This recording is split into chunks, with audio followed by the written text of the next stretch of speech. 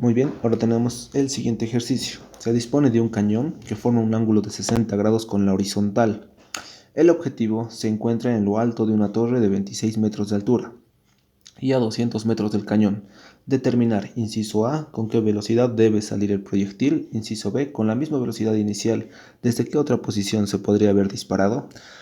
Bueno, para empezar, obviamente tenemos un plano horizontal, que prácticamente es donde está ubicado, ¿no?, el tema de nuestro cañón. Entonces, tenemos un cañón prácticamente que está ubicado a un ángulo de 60 grados. Que está disparando prácticamente, nos dice, a una torre que tiene una altura de 26 metros. Está separado prácticamente el cañón con la torre a 200 metros. Entonces, prácticamente nuestros objetivos serían los siguientes, ¿no? Tenemos prácticamente ya que irnos organizando.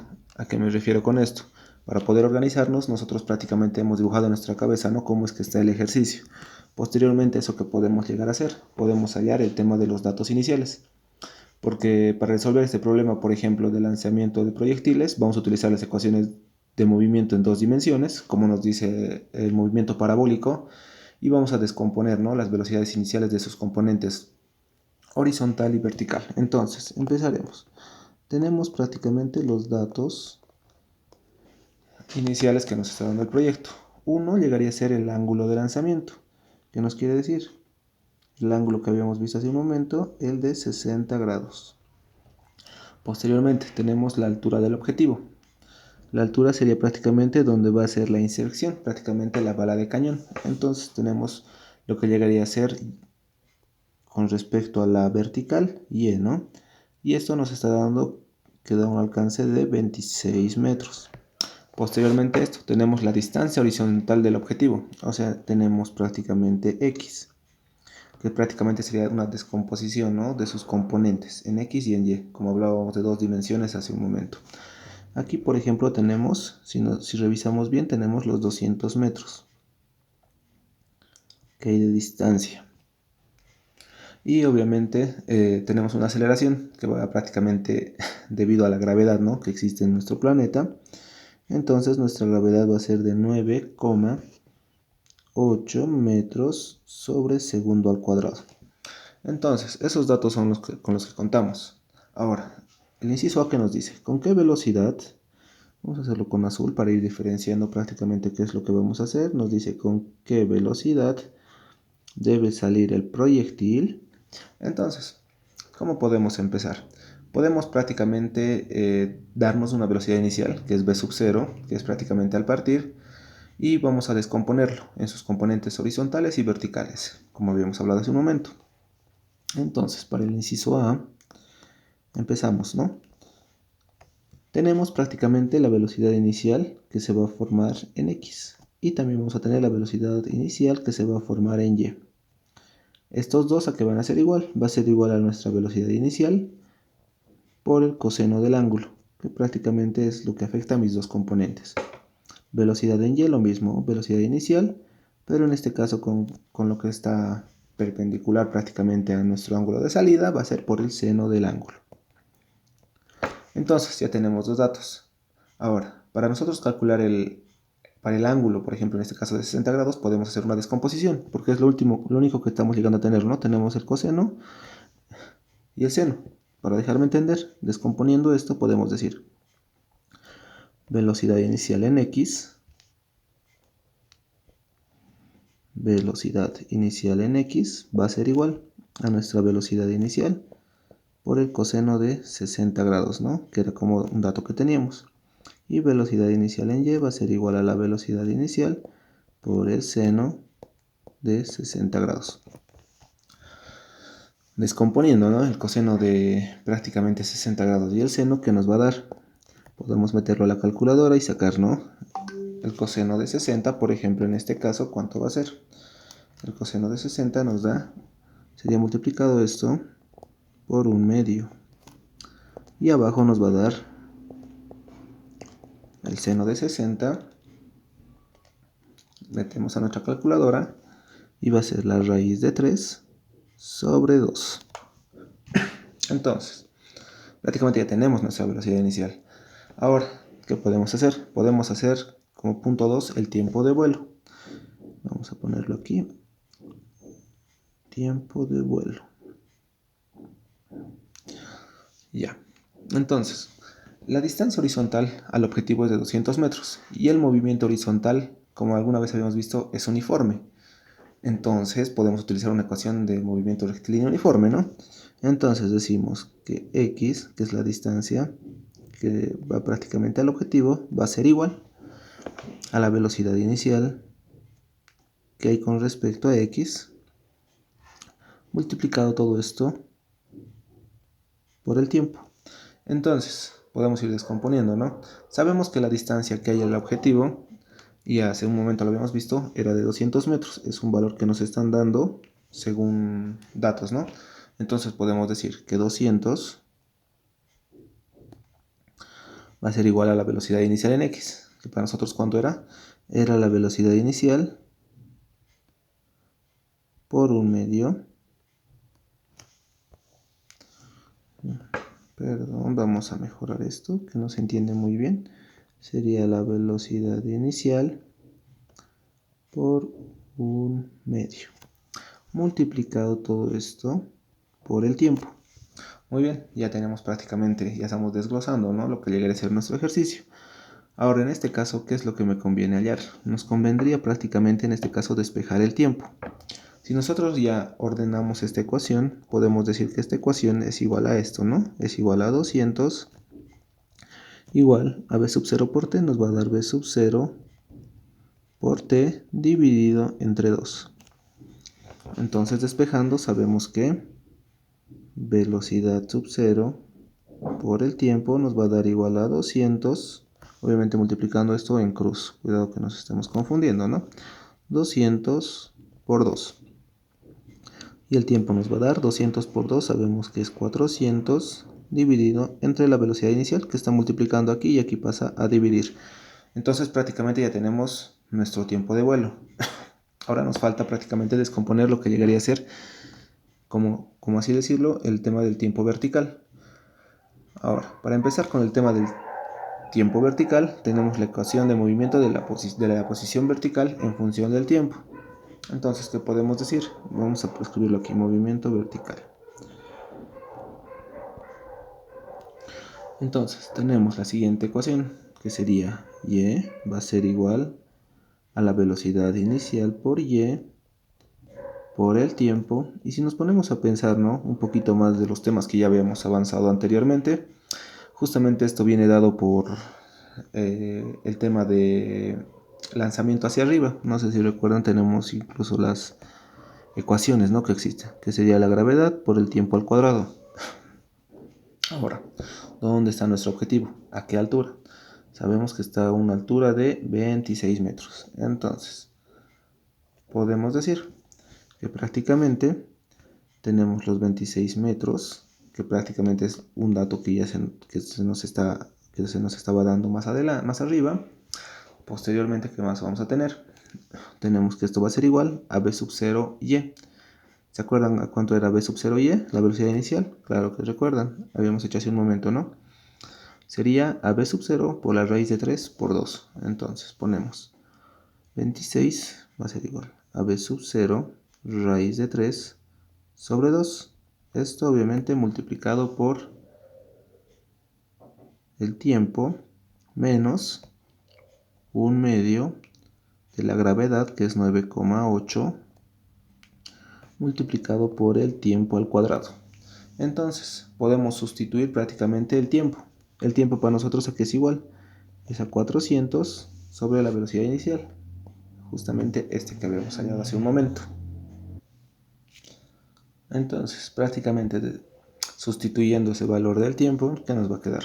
Nos va a quedar lo siguiente: 26 igual, abrimos nuestro paréntesis, velocidad inicial por la raíz de 3 sobre 2 multiplicado por 400 dividido entre la velocidad inicial menos 1/2 por 9,8 multiplicado por 400 dividido entre la velocidad inicial, todo esto elevado al cuadrado.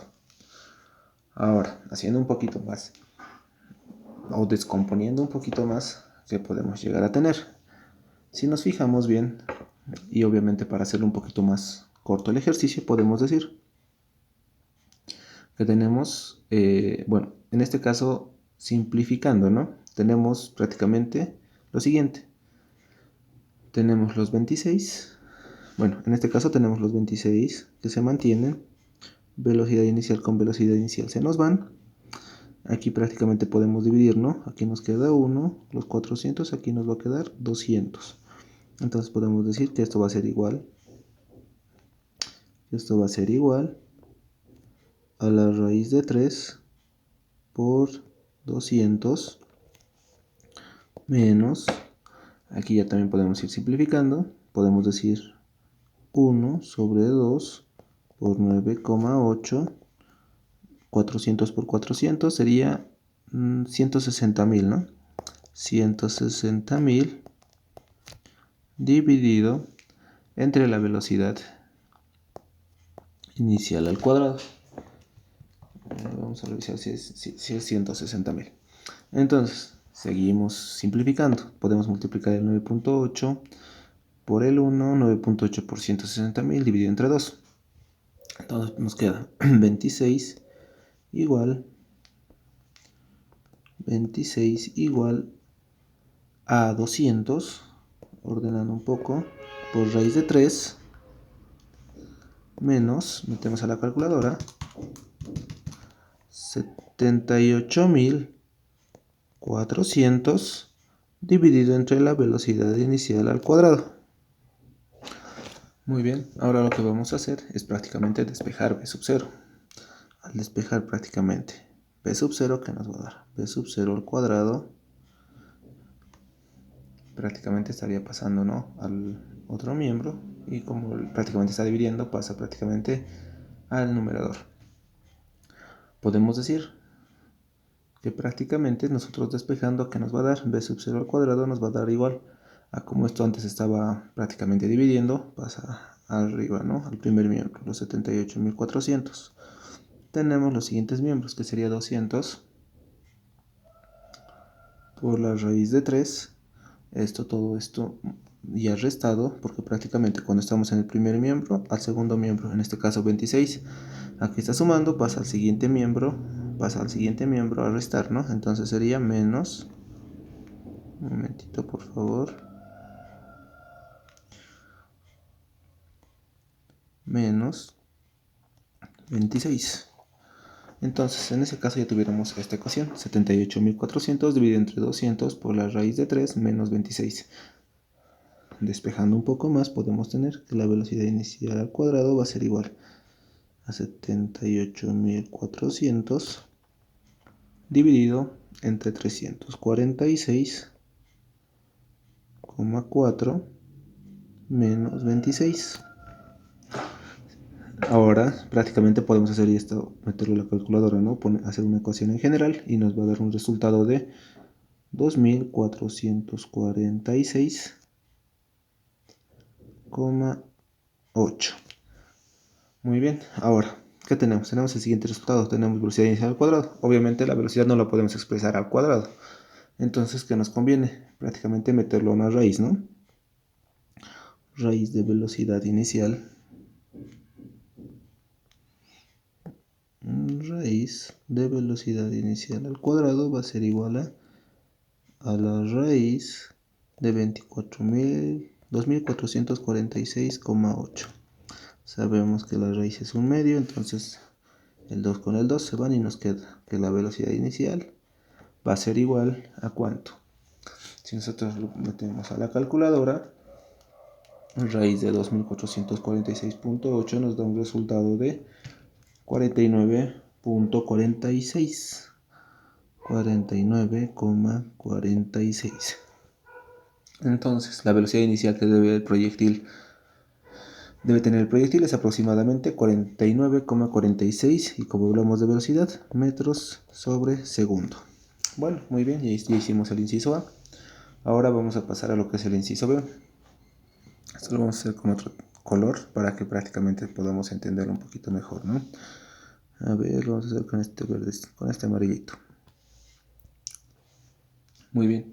Entonces, nos dice, con la misma velocidad inicial, ¿desde qué otra posición podría haber sido disparado? Bueno, tenemos la misma, bueno, prácticamente tenemos el mismo objetivo.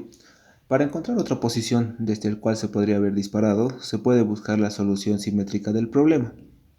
Usualmente, en movimientos parabólicos sin resistencia que existe del aire, para un mismo ángulo y velocidad de disparo hay dos puntos de impacto, uno antes del máximo alcance y otro después. Podemos calcularlo prácticamente de la siguiente manera. ¿A qué me refiero con esto? Para ser un poquito más preciso. El cañón, cuando prácticamente dispara y tenemos una velocidad inicial ya que prácticamente es la que está conjugándose con todo lo que nosotros hemos llegado a conocer anteriormente, podemos decir lo siguiente. Miren, por ejemplo, va a tener, si recuerdan prácticamente las clases, un movimiento parabólico. O sea, un punto de inicio y un punto de final. Entonces, antes que llegue a su máximo, o sea, cuando Y prácticamente tiende a ser cero, porque prácticamente va a empezar a bajar, y este es prácticamente su máximo alcance, la altura máxima, como se podría decir, la altura Y en este caso. Si nosotros movemos el cañón un poquito más, o prácticamente lo mantenemos ahí, podemos tener un punto de impacto aquí, punto de impacto donde nosotros queramos. Posteriormente va a ir bajando y no va a llegar a los 26 metros que nosotros hubiéramos querido, ¿no?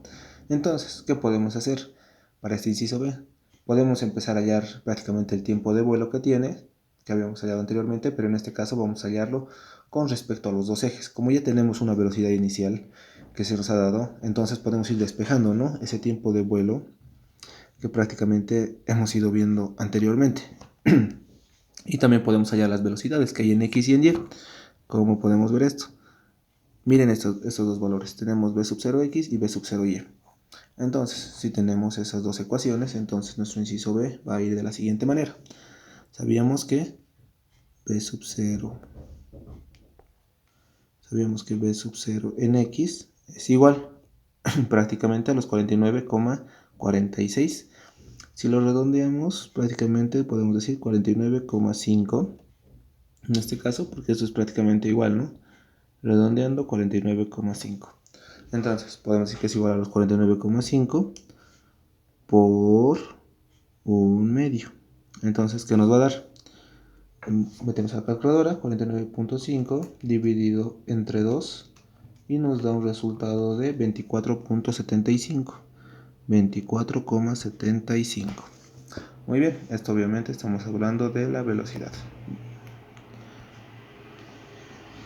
24,75 metros sobre segundo.